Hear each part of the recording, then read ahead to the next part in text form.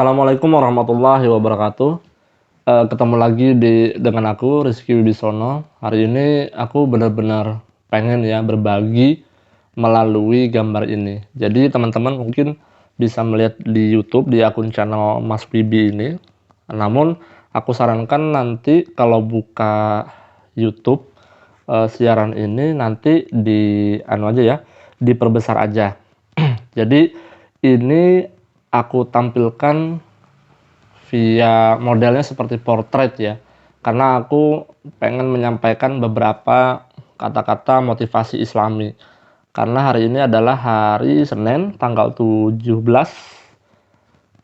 ya, tanggal berapa? Tanggal 17 Mei 2021. Kenapa aku mau menyampaikan kata-kata motivasi Islami? Tentunya ini menyemangati diri aku sendiri ya, menyemangati diri sendiri, dan tujuannya juga ingin berbagi. Makanya nanti kalau lihat video ini di fullkan aja, di full screenkan saja videonya, jadi melihatnya lebih enak. Ini aku ambil dari situs, penulisnya adalah Reza Aditya Gradianto. Ada beberapa kata-kata motivasi Islami yang penuh makna dan mencerahkan teman-teman. Jadi kita langsung bahas saja yang pertama ya. Yang pertama, yang paling besar di bumi ini bukan gunung dan lautan, melainkan hawa nafsu yang jika gagal dikendalikan maka kita akan menjadi penghuni neraka. Ini adalah penulisnya Abu Hamid Al-Ghazali. Memang ya, kalau kita mengutamakan hawa nafsu, jatuhnya nanti derita yang akan didapat, gagal yang akan didapatkan, yang berujung nanti menjadi penghuni neraka yang sangat kekal. Ada juga yang mengatakan dicuci dulu lah kalau di neraka itu. Ketika seorang muslim itu memiliki kalimat tauhid di dalam dadanya, di ucapannya selama di dunia, maka dia suatu saat nanti akan ditarik ke surga. Dicuci dulu lah dosa-dosanya, dibersihkan dulu. Cuma di nerakanya itu agak lama juga, sesuai dengan amal perbuatan bejatnya dia di dunia ini seperti apa. Poin yang pertama ini adalah jangan mengutamakan hawa nafsu yang negatif ya. Kalau hawa nafsu yang sifatnya positif seperti aku ingin sehat, ya tentunya harus olahraga, itu nafsunya bagus tuh. Yang kedua, Allah tidak membebani seseorang melainkan sesuai dengan kesanggupannya. Ini di Quran surah Al-Baqarah ayat 286. Memang ya, pernah suatu ketika manusia itu jatuh di dalam kubangan dosa. Jatuh juga di dalam sebuah derita nestapa dan cobaan yang begitu berat. Ada juga yang tidak sanggup, akhirnya jadinya bunuh diri karena putus asa. Nah, kita mengetahui ya, bagi orang-orang yang berakal, bagi yang mengetahui syariat, yang paham tentang agama, bunuh diri itu adalah dosa besar. Karena menyalahi aturan dari Allah Subhanahu wa taala. Baginda Rasulullah SAW juga menyampaikan seperti itu. Maka dari itu ini poin yang sangat penting yang perlu diingat betul, bahwa Allah itu tidak membebani seseorang melainkan sesuai dengan kemampuannya. Kalau Allah memberikan beban, misalkan ya, kalau pakai bahasa aku, skalanya dari 0 sampai 100, misalkan diberikan 98, maka Allah percaya bahwa manusia itu, si ciptaannya ini memiliki kemampuan 98, 99 kayak gitu. Jadi pastilah diberikan sesuai dengan kesanggupan manusia itu. Jadi jangan sampai bermalas-malasan, jangan sampai berputus asa. Yang ketiga, ketika kamu tidak mengerti apa yang terjadi dalam hidupmu, tutup saja matamu, tarik nafas dalam-dalam dan katakanlah, "Ya Allah, aku tahu ini adalah rencanamu, bantu aku melewatinya."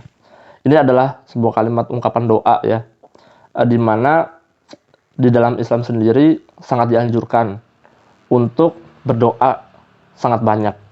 Sebab semakin kita banyak berdoa, maka Allah merasa, wah, ciptaanku ini begitu kangen dengan aku, begitu nyaman ketika curhat dengan Allah. Nah, maka dari itu, rayulah Allah. Karena Allah itu memberikan jaminan, bagi siapapun yang berdoa pasti akan kukabulkan. Mungkin tidak sama persis dengan ucapan manusia, tapi bisa jadi diganti dengan yang lebih baik. Atau bisa menjadi tabungan di akhirat nanti, balasannya nanti di akhirat, begitu.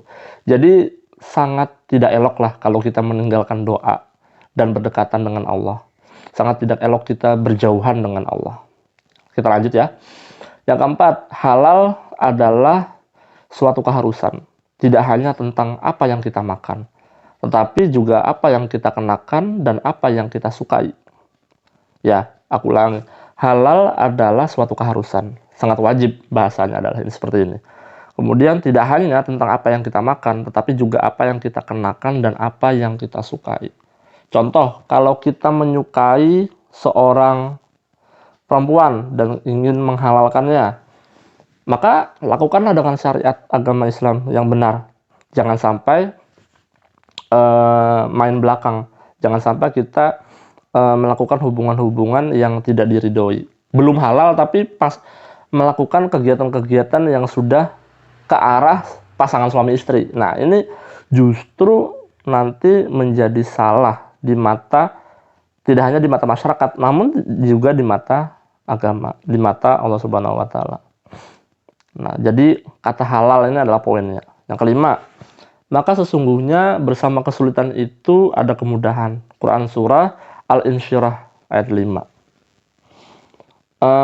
Ini bahkan diulang 2 kali ya, bahwa bersama kesulitan itu tentunya ada kemudahan. Bahkan ini diulang 2 kali. Jadi sangat tidak elok kalau kita menyerah ya. Sangat tidak elok kalau kita menyerah. Kalau kita menyerah, justru nanti boleh jadi padahal tinggal selangkah lagi kita berhasil. Tapi kalau kita menyerah, wah, jatuhnya nanti bakal gagal terus-menerus, bahkan mengulangi dari nol. Yang keenam, ada dari Jalaluddin Rumi. Beliau pernah menyampaikan bahwa jangan berduka, apapun yang hilang darimu akan kembali lagi dalam wujud lain. Beliau ini kalau aku nilai secara pribadi adalah seorang filsuf ya, filsuf. Tapi sastranya juga sangat bagus. Sangat direkomendasikan untuk membaca karya-karya sastra beliau. Ini adalah kalimat motivasi ya. Apapun yang hilang darimu akan kembali dalam wujud yang lain. Ini adalah sebuah pengharapan bahwa suatu saat nanti pasti akan diganti oleh Allah dengan cara yang baik. Di tempat yang baik, dengan cara yang baik, dan mendapatkannya pun dengan cara yang baik. Lanjut ke poin 7. Ibnu Qayyim al-Jauziyah pernah mengatakan, dunia ini ibarat bayangan. Kalau kau berusaha menangkapnya, ia akan lari. Tapi kalau kau membelakanginya, ia tak punya pilihan selain mengikutimu.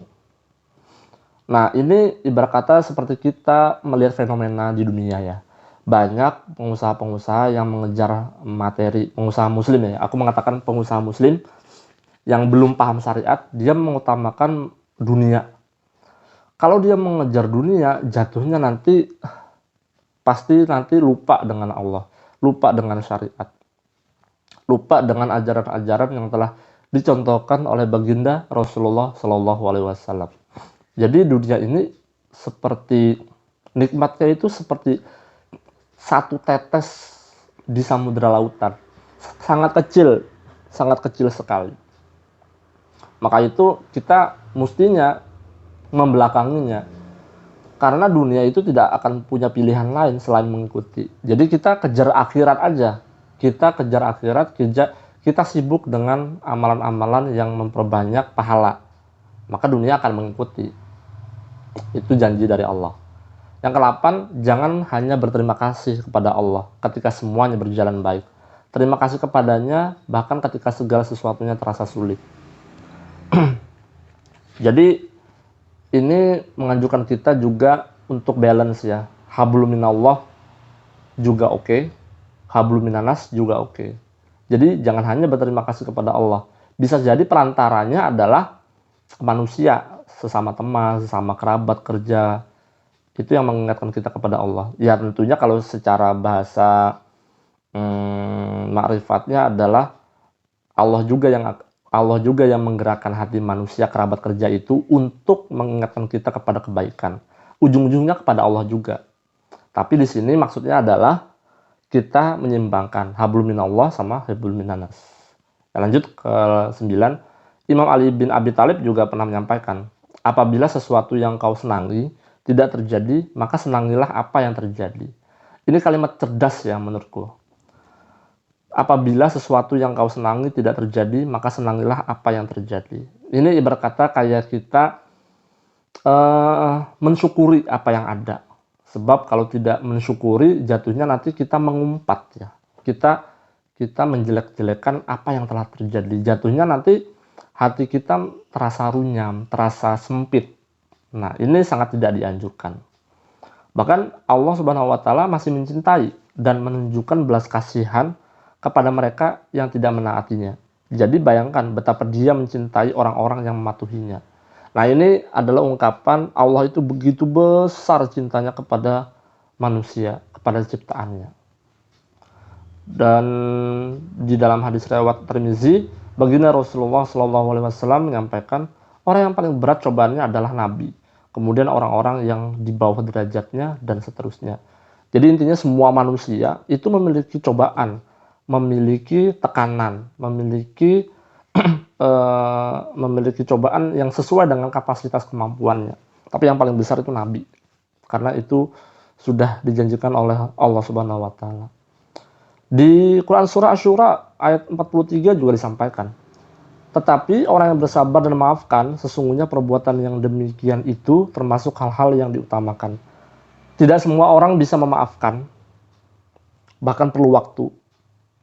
Dan baginda Rasulullah SAW kalau melihat ada manusia A dan manusia B berseteru, bertikai, tentunya secara psikologis manusia mereka tidak bisa memaafkan pada hari itu. Sangat bagus kalau sangat bisa memaafkan pada hari itu juga. Tapi baginda Rasulullah menganjurkan waktunya, temponya ada 3 hari. Karena secara psikologis memang itu sangat dianjurkan. Ketika 3 hari sudah, itu biasanya perasaan manusia itu sudah tidak emosi lagi. Begitu. Jadi 3 hari, udah batasnya seperti itu. Udah langsung maafkan gitu. Dan sesungguhnya Allah Subhanahu wa taala menyayangi umatnya yang selalu sabar dan setiap kondisi yang Tuhan berikan.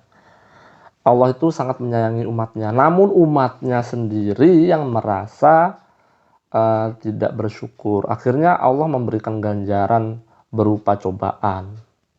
Itu untuk ngetes apakah dia kembali kepada Allah curhatnya, apakah dia kembali kepada Allah berdoanya, apakah berharap kepada manusia tetap atau bagaimana. Nah, ini dites oleh Allah. Di dalam Quran surah Ar-Ra'd ayat 11, Allah menyampaikan, sesungguhnya Allah tidak akan mengubah keadaan suatu kaum hingga mereka merubah keadaan yang ada pada diri mereka sendiri. Ini anjuran ya, supaya kita selalu berusaha.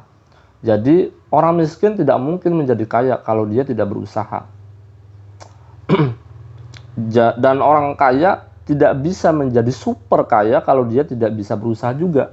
Maka ini adalah petuah atau firman Allah yang menganjurkan kepada manusia, kepada umatnya untuk selalu berusaha, berikhtiar, tapi tidak melupakan doa.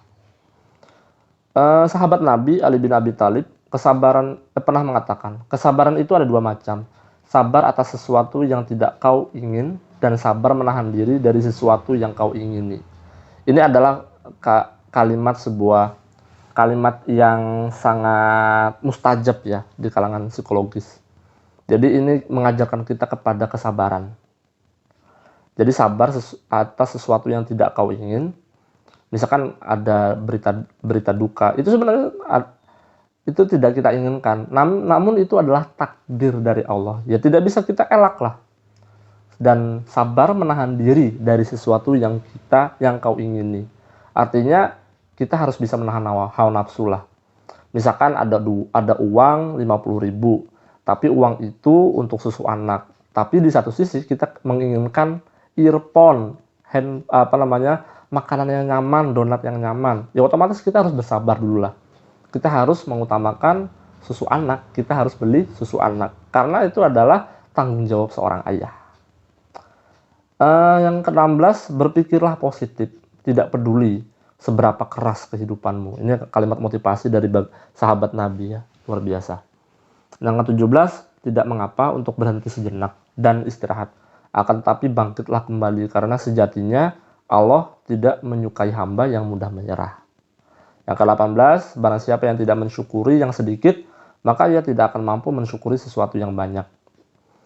Bagaimana mungkin seseorang itu bisa bersyukur banyak kalau dia sendiri ketika memiliki uang sedikit, dia meronta-ronta, tidak bersyukur. Nah, ini sangat berbahaya. Yang ke-19, jangan bersedih, la tahzan.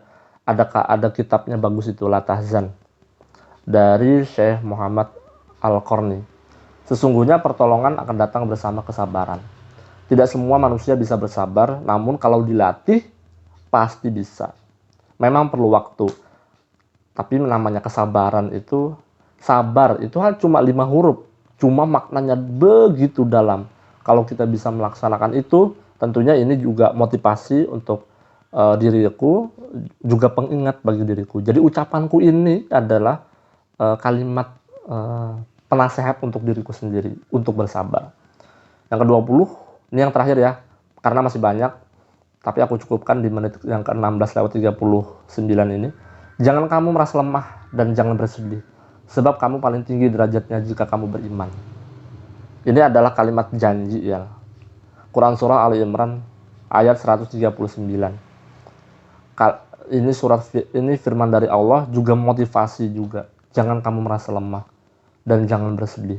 Kamu itu kuat, sebab kamu paling tinggi derajatnya jika kamu beriman.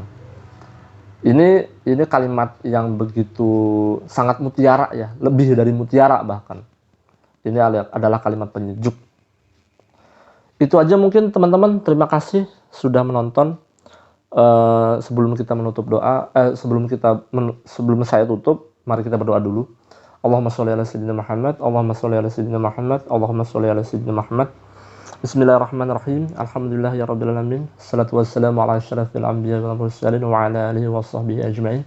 Allahumma inna nas'aluka salamatan fid din wa 'afiyatan fil jasad wa ziyadatan fil ilmi wa barakatan fil rizqi wa tawbatan qabla al-maut wa rahmatan indal maut wa maghfiratan ba'da al-maut. Allahumma hawwina 'alaina fi sakaratil maut wa najatan minan nar wa 'afwa indal hisab. Rabbana la tuzigh qulubana ba'da idh hadaytana wa hab lana min ladunka rahmatan innaka antal wahhab. Rabbana atina fid dunya hasanah wa fil akhirati hasanah wa qina adzabannar. Subhanaka rabbika rabbil izzati amma yasifun wa salamun alal mursalin walhamdulillahi rabbil alamin. Terima kasih sudah menonton teman-teman. Jangan lupa subscribe, dukung channel ini terus. Jangan lupa like, share ke teman-teman kalian, jadikan status WhatsApp kalian, jadikan status Instagram kalian. Semoga hari ini adalah hari yang paling baik. Insyaallah. Wassalamualaikum warahmatullahi wabarakatuh.